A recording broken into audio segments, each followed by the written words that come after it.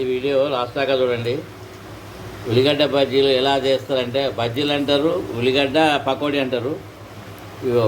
శనగపిండి బియ్యపిండి రెండు కలిపి తగినంత కారపొడి, చిటికెడంత ఉప్పు, చిటికెడంత తినే సోడా, అరచేంచులు ఓమ, ఉల్లిగడ్డలు నిలువుగా కోసుకొని ఇందులో వేసి మెత్తగా పిసుకున్నాం.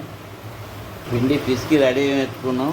ఇప్పుడు చిన్న చిన్న ముద్దలు స్టవ్ అంటూ పెట్టి స్టవ్ పైన ముక్కలు పెట్టాము. అందులో నూనె పోసాము. నూనె వేడైంది. ఇలా చిన్న చిన్న ముద్దలు వేసుకోవాలి. ఇది ఉల్లిగడ్డ పకోడీ. ఇలా చిన్న చిన్న ముద్దలు వేస్తూ ఉండాలి.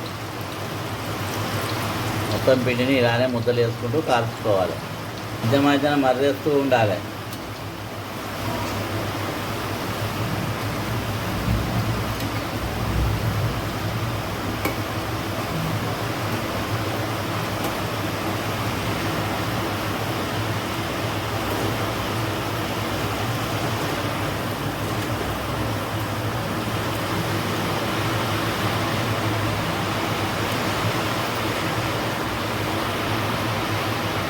మధ్య మధ్య మర్రేస్తూ ఉండాలి.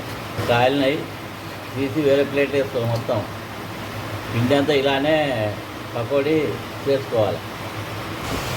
పకోడీ రెడీ అయింది. వేడి వేడి తింటే చాలా రుచిగా ఉంటుంది. మళ్ళీ కావాలనిపిస్తుంది.